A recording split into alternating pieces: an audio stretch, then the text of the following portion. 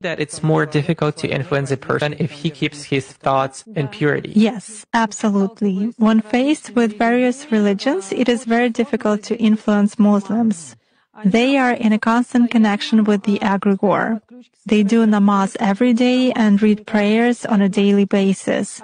They are constantly under some kind of a dome, so it is very difficult to influence them. When you start impacting a person, he begins to address in a prayer.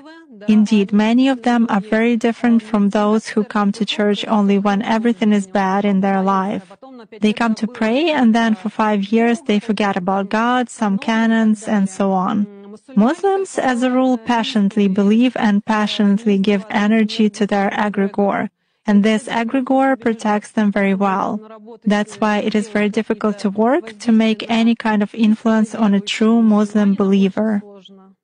Is this some kind of a good egregore? Well, for them, yes. This egregore is good for adepts who contribute good energy to it. How do you sense it? For instance, you have found an energy trace of such person. What's next? Do you try to drag him somehow to visualize this threat and you fail? Or how do you do that? It disappears. I cannot get a grip on it. I focus on it, but something immediately knocks me out of the flow, just like that. Or I visualize a person in front of me clearly and can affect him even at a mental level, but some image is not created in my mind at all. I even look at a photo, reproduce an image, but it vanishes from my mind.